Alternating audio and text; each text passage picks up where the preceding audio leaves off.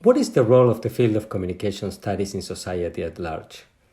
How can our field be a positive force for social change? How can it contribute to greater social justice? About this and many other important topics is this conversation with Mari Castañeda of the University of Massachusetts at Amherst in this episode of El Café Latinx.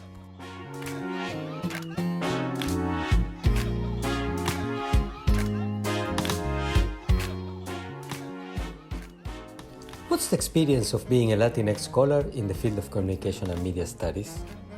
What are the main challenges and opportunities that come with our identities? These are the issues that we'll talk about in El Café Latinx, where some of the leading voices in the field will share their professional experiences. Hola, my name is Pablo Boczkowski. I teach at Northwestern University, where I hold the Hamad bin Khalifa Al Thani Chair in Communication. Together with Mora Matassi, doctoral student at Northwestern and executive producer of this podcast, we invite you to discover the journeys of scholars who are at the cutting edge of creating knowledge about Latinx communication across the Americas. These are our stories. Esas son nuestras historias. Estas son nuestras historias.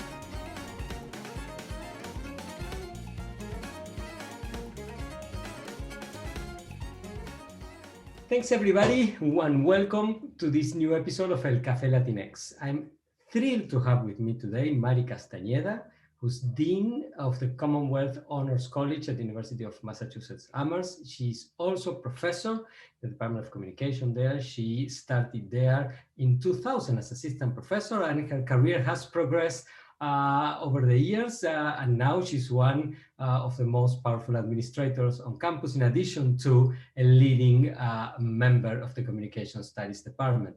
Mari did her bachelor's degree at UCLA, focusing on communication studies with an emphasis on Chicano studies, and then her PhD at UCSD in the Department of Communication, and her advisor was none other than Dan Schiller, one of the leading figures in communication history in the 20th century. Mari has been a very, very prolific author, has edited 3 books, the most recent one in 2018, Civic Engagement in Diverse Latinx Communities, Learning from Social Justice Partnerships in Action. She has published a large number of journal articles and book chapters, and has been very, very active on issues of diversity, equity, inclusion, and access in the university and in professional societies. So we are really thrilled to have her here with us today. Welcome to El Café Latinx, Mari. Gracias, Pablo. It's really wonderful to be here today. Thank you so much for accepting our invitation. So, Mari, how did it all begin for you? How was the start of the journey that led you to become a professor? That's a wonderful question. I think for me, first of all, I think the interest started first with being sort of fascinated by media. And communication issues, and partly has to do with 2 things. One of it was growing up and not really seeing us represented, so not seeing a lot of Latinas, Latinos, Mexicanos, or if we did, seeing it in much more negative light than oftentimes my own community was represented. My community had joy and cultura and fiestas and social justice movement efforts and all kinds of community engagement that just was not at all seen in the media public sphere. And so that was one thing that I always was sort of concerned, or at least was always asked. My mom always says, siempre estabas preguntando, ¿por qué no estamos ahí? Always asking what's going on there. But the other thing that also was fascinating is that growing up in elementary school, my school went to TV tapings in Hollywood in Los Angeles. And so I grew up going to these TV tapings, watching as a live audience member how television shows were constructed. And for me, it was an eye-opening experience as a 12-year-old to see that these things are not sort of real in the way that they really were constructed. So even the audience member applause or laughter, if the actors did it right, but the audience did not laugh the right way, it was redone to capture the audience laughing in a way that communicated something different than was originally captured.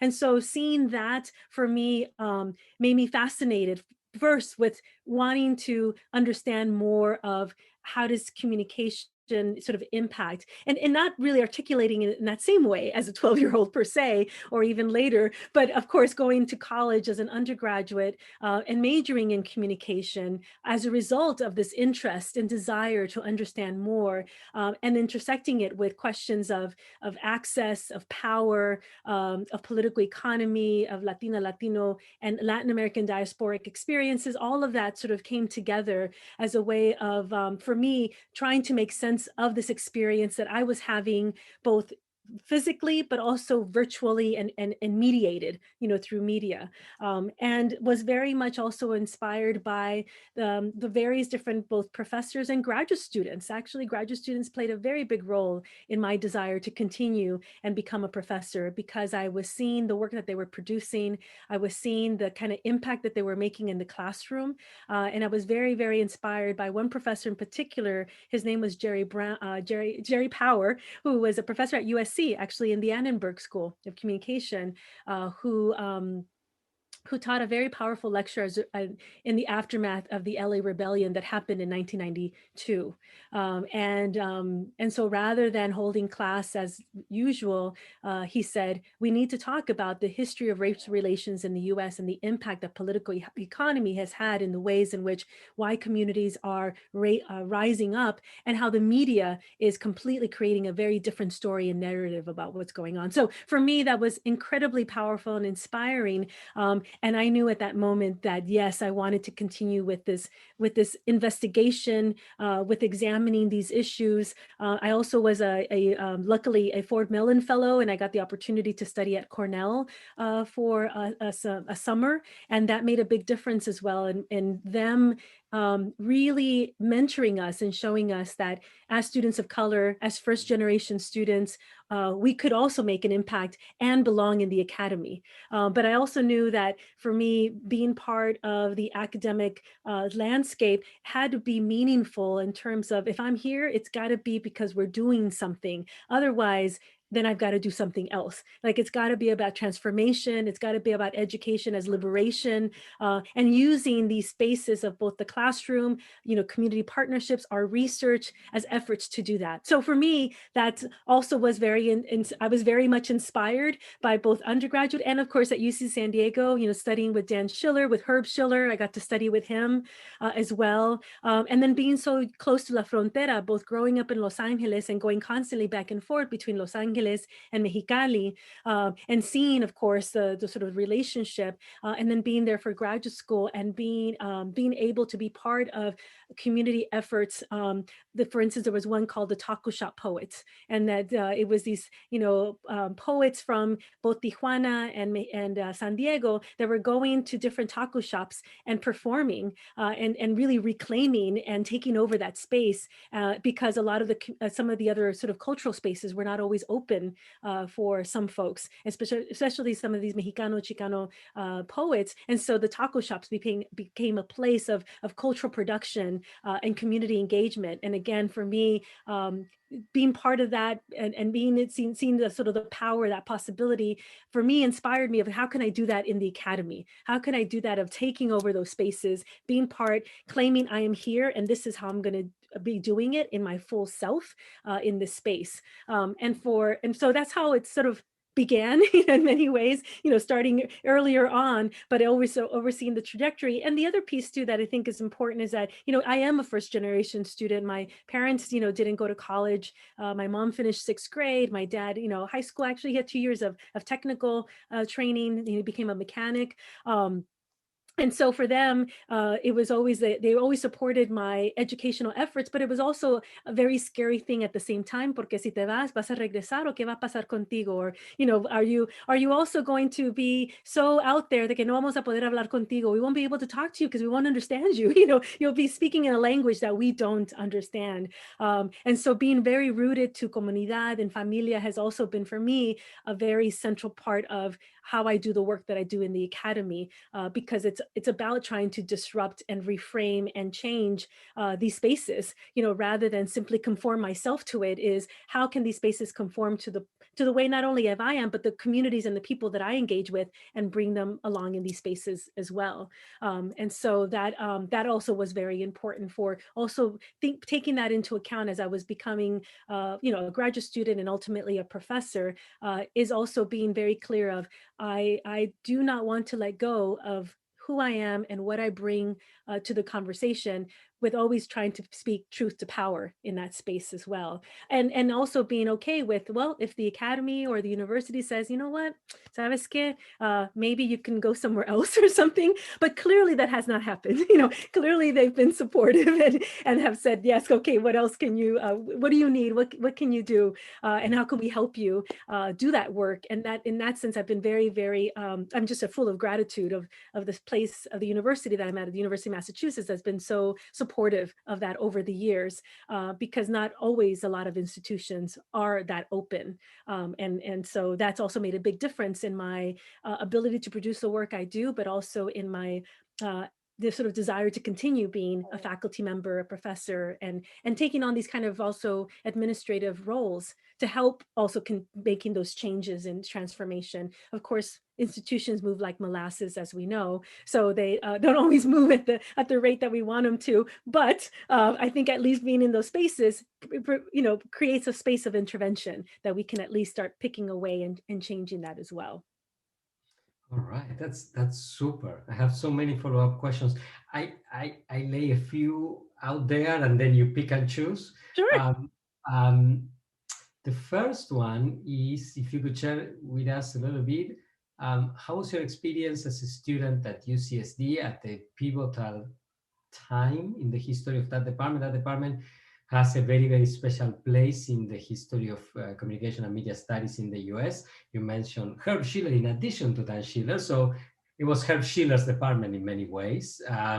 He molded it in very powerful ways. And sometimes that history seems to me has been a little bit forgotten by some. And so I wonder, as a participant in that space, if you could share with us how it was from a graduate student perspective to study in a place with so many intellectual giants. In your committee, in addition to Dan, you had Michael Shatson, Ellen Sater, I mean, some of the true luminaries in our field, coming from very different intellectual perspectives. So that's one.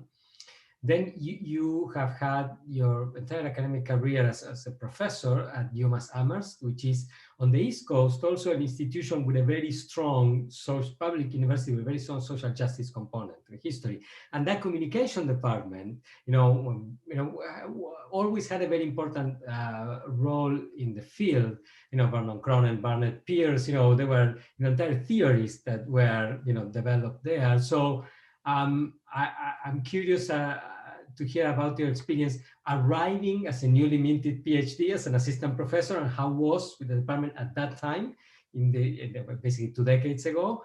And as you have moved up the ranks and developed your career and become a very successful academic, how you've seen the university change, and what's the experience of an administrator? Many of us who are not in administration sometimes have a little bit of a mystified view of what it is to be making the decisions in academia. Now you get to make them and see the process from the inside. So if you could share a little bit what you've learned about leadership. So basically, 3 phases: your experience of the Department of Communication at UCSD as a graduate student, your experience as your career unfolded at UMass, and again, a very storied department, a very important one in the US communications studies field, and what's like to be a department chair and now a dean.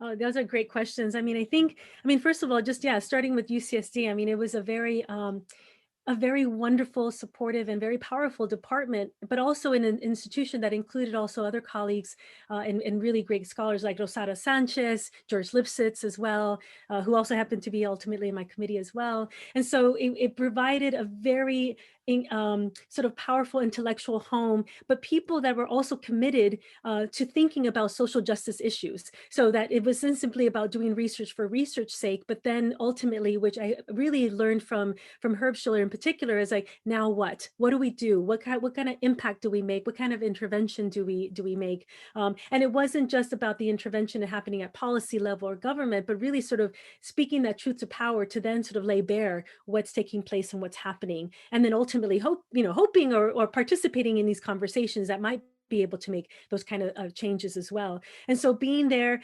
particularly I was there in the early 90s through, to like about mid to late 90s when I went off to my career here at UMass, is that one of the things that was really important is that they supported the fact that, also the thing that's important to know is that I had a child when I was in grad school. So I had a son at the end of my second year of grad school. And oftentimes in that moment, in that period of time, I think now there's much more graduate students having children, but at the time that it was not a very popular thing to do and not necessarily very common. And for me, the fact that the faculty, and especially my committee, were incredibly supportive and really felt like this is actually an asset, and this is wonderful, and this is not something that should be slowing you down, because you have a lot to contribute to the conversations that were taking place. And the thing that I absolutely appreciated was the inclusion in projects, the inclusion of wanting to understand more where I was coming from and what I was sort of grappling with.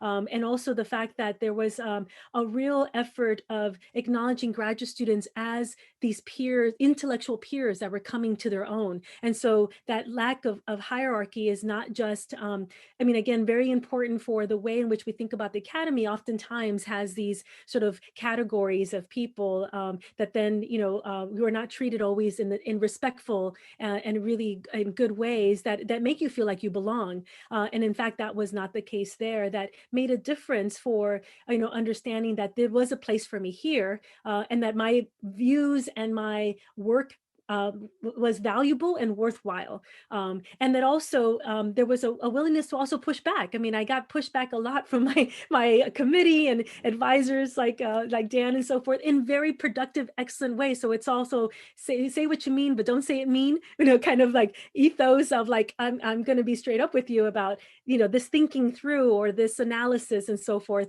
that I felt like actually pushed me in good ways, that was important, but also saw my potential and really, felt that I could really make a contribution in the field. At the same time that I was, also a mom, and I was also going to Los Angeles very frequently to see my mom and my siblings, since I'm the oldest of five, and the first one that really was then now leaving off for college.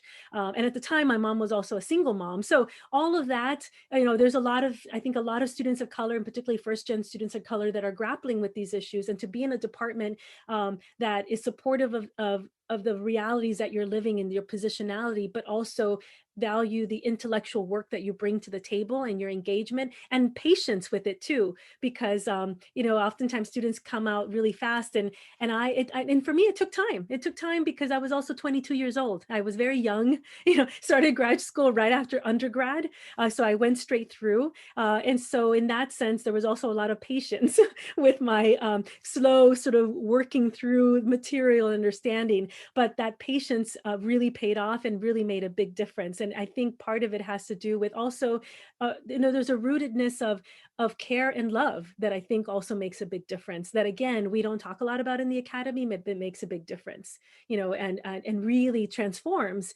relationships between graduate students and faculty, but also your relationship with the academy itself. And so that it's not seen as a place that, it's still, there's a lot of institutional violence that gets committed, and it doesn't mean that I never experienced these sort of challenges in that way, but also, how do I learn from the way that people have managed that, and superseded that. So also being very involved with the National Association for Chicana and Chicano Studies from the beginning as an undergraduate also transformed me and made a big difference in my sort of experience in graduate school, because I was going to the conferences and connecting with other scholars. And so in terms of moving to officially to the University of Massachusetts Amherst and becoming a faculty member in that department, I really did see our communication department as a parallel or sister partner department to the one at UC San Diego. I mean, they were really very connected because of also the orientation towards critical cultural studies and political economy, and also a big emphasis in sort of a global diasporic context that made a big difference for the way in which I saw my work, but also the department itself saw itself here at UMass. You know, Sut Jolly just retired, and he's been an incredible mentor, an incredible colleague in the department as well, in addition to all the other faculty colleagues that I have in the department. And it was always a department that was oriented towards social justice, community action, community-based research, community engagement, but from a critical lens as well. And so the fact that the work that I wanted to produce was supported, was encouraged, was also not just supported, like go for it and do it, but also like be part of this grant. Let's try to find out, what kind of monies can help you do this kind of work.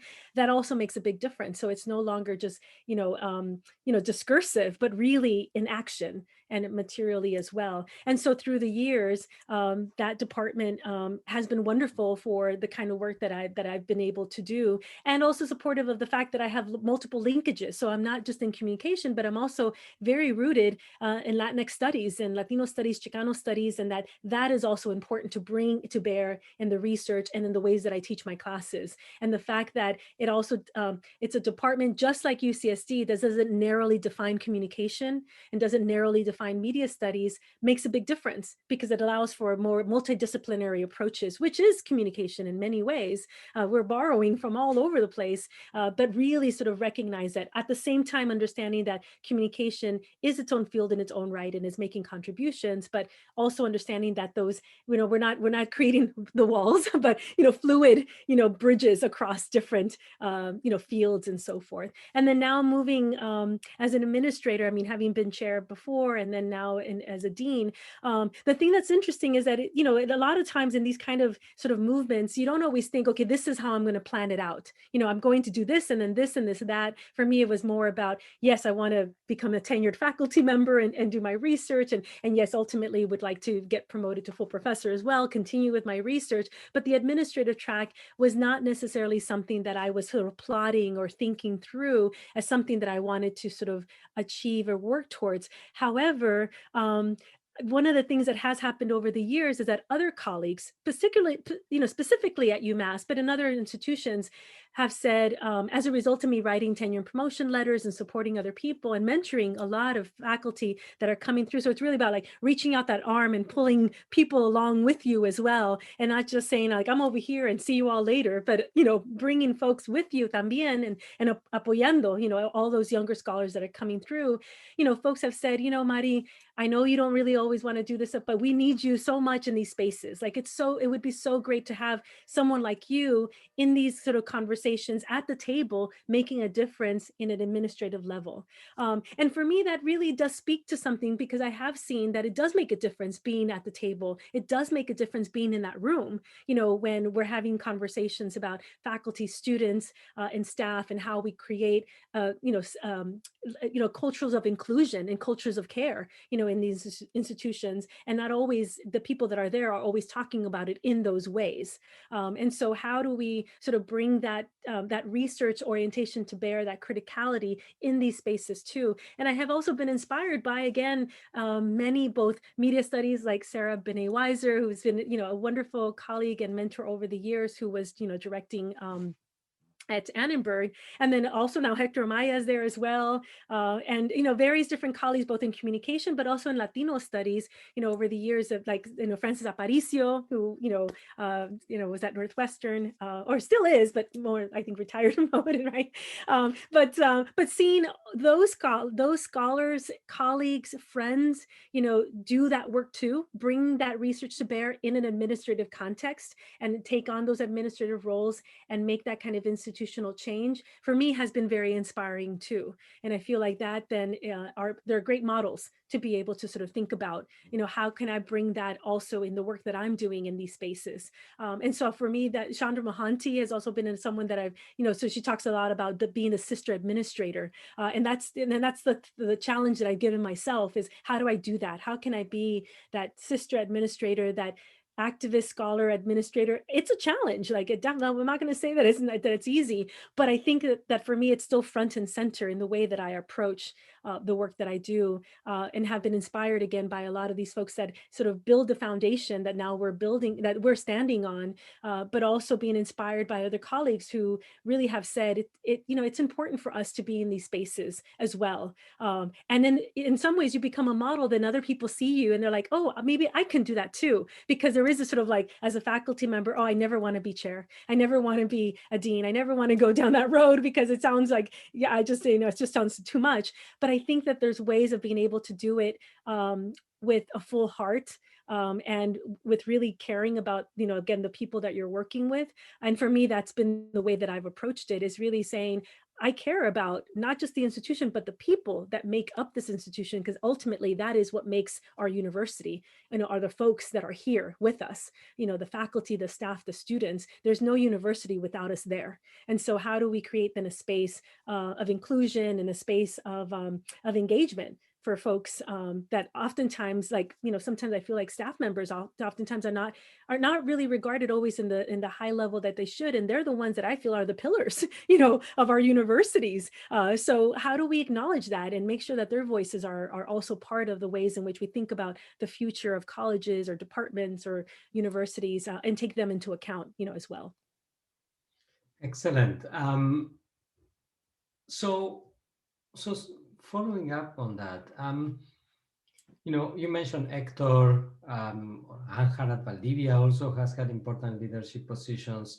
I mean, so by now there are, including yourself, a number of prominent Latino, Latinx scholars in communication and media studies.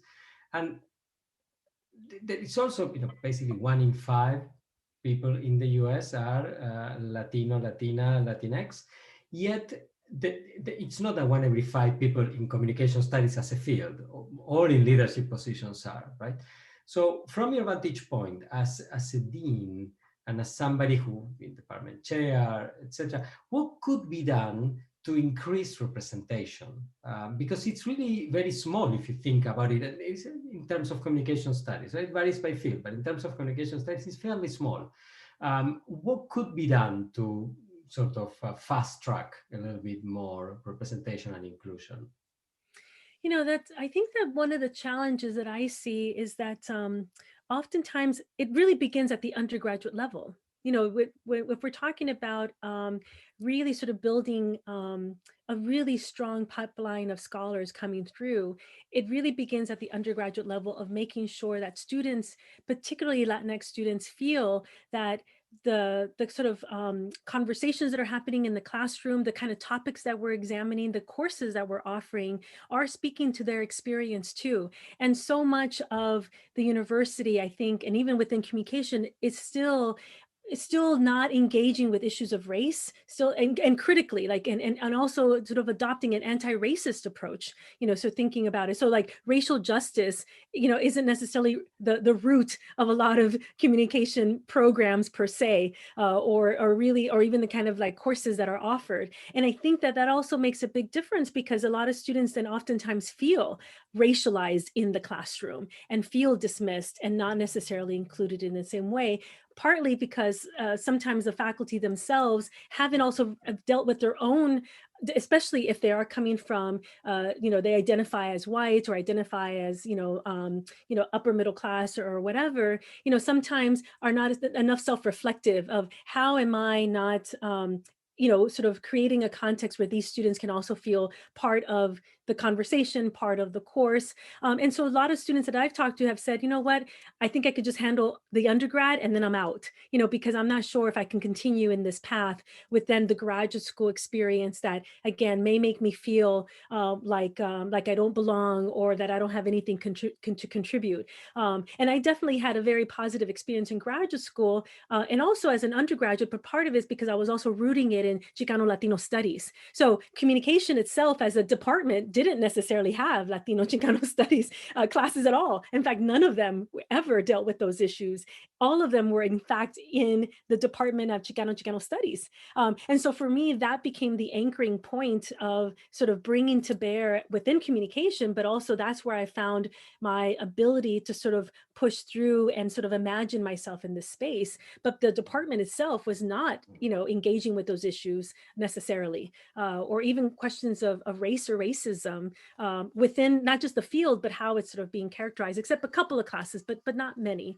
And so I feel like that's sometimes when students are in places that don't have that sort of other anchoring point, it does become much harder to feel inspired that you could see yourself as being able to do that. In many ways, a lot of the work that I've done, especially the work that I've done collaboratively with, especially with Sonia and Claudia, in terms of the piece that I did with them, is also rooted with wanting to provide something for our students being able to utilize a framework that they can use and sort of making sense of their realities, but also being able to imagine themselves as researchers and being able to then engage with the framework that then they could use to make sense of something that they're looking at theoretically and empirically and making sense of it. And so that's also been very much inspired by also trying to say, how can we show our students that they can do this? What are the toolkits that we can provide and the frameworks that they can utilize so they can see themselves in it as well, so they can see themselves as being able to contribute. And so I think that also has made a difference. But we haven't done enough as higher education. And the reality is that Latinos are going to are really going to be a big part of higher education in the next, like, literally 10, 15, 20 years. Of course, the pandemic is sort of challenging that a little bit, but the reality that's still going to be the long-term sort of perspective and reality.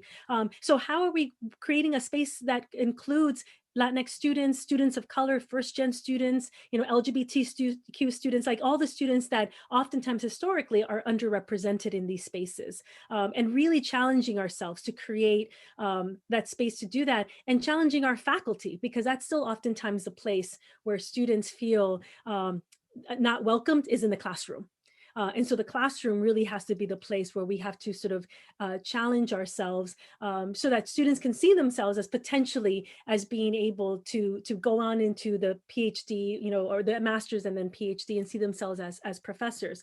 But I think part of it is also that students, again, a lot of my community-based research work and community service learning also is about demonstrating to students that the work doesn't have to be something that just exists in the ivory tower and stays in a book in a shelf somewhere in the library, and that it has no life or outside of the academy itself. For me, it's like, I want to demonstrate to them that there is like work that's taking place that in fact is creating new knowledge by being in community. Like, that's the way that we're able to sort of do that. And so when students see that, they're like, they recognize that research doesn't become just something out, just living in a library, but that becomes a living, breathing thing that can transform themselves, but also the communities that they're a part of or want to be a part of, and that it can make really important critical interventions in ways that at least that's how I saw it, and that's why it inspired me. And so that's what I want to try to do with my students as well.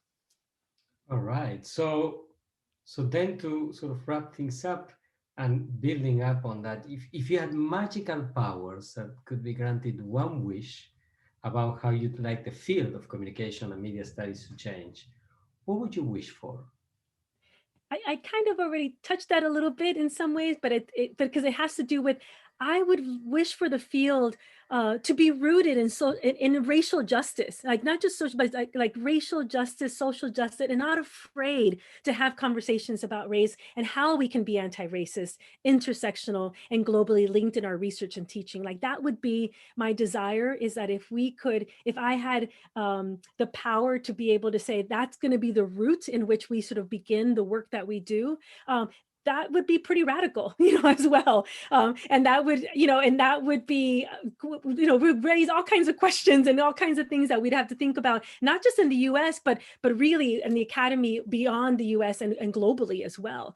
Because these issues are not just living here. I mean, talking to my friends that live in Colombia and Ecuador and España también and Mexico, like colleagues that are in the academy are also grappling with these issues, but also finding it challenging because not everyone is willing to have those also hard conversations, but also historical and present conversations too, about social and racial justice, and how do we sort of begin from there, as opposed to making it an add-on, or making it something that comes later on, but in fact is the thing that we begin from the beginning. I think for me would be the wish that I would have, because then it would cause us to really think reflectively about how do we challenge and not reproduce systems of power and oppression in the research that we do, in the classes that we teach, and the work that we produce, because I think we're in many cases still reproducing that. And I think that ultimately is the thing that I did learn, both as an undergraduate and graduate student, is, how do we not reproduce harm,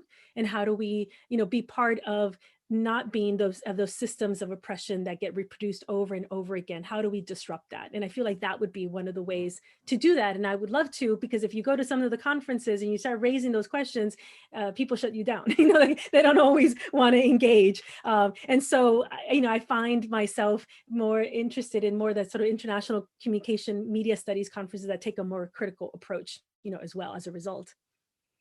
All right. Thank you so much, Mary, for sharing your ideas and your wisdom with us.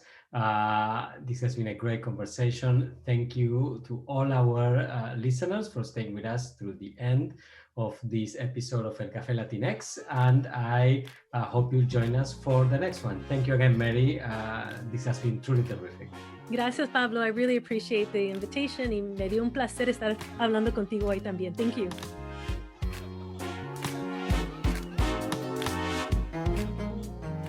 El Café Latinx is a production of the Center for Latinx Digital Media in the Department of Communication Studies at Northwestern University. I am Pablo Boczkowski, your host, and I'm joined by executive producer Mora Matassi.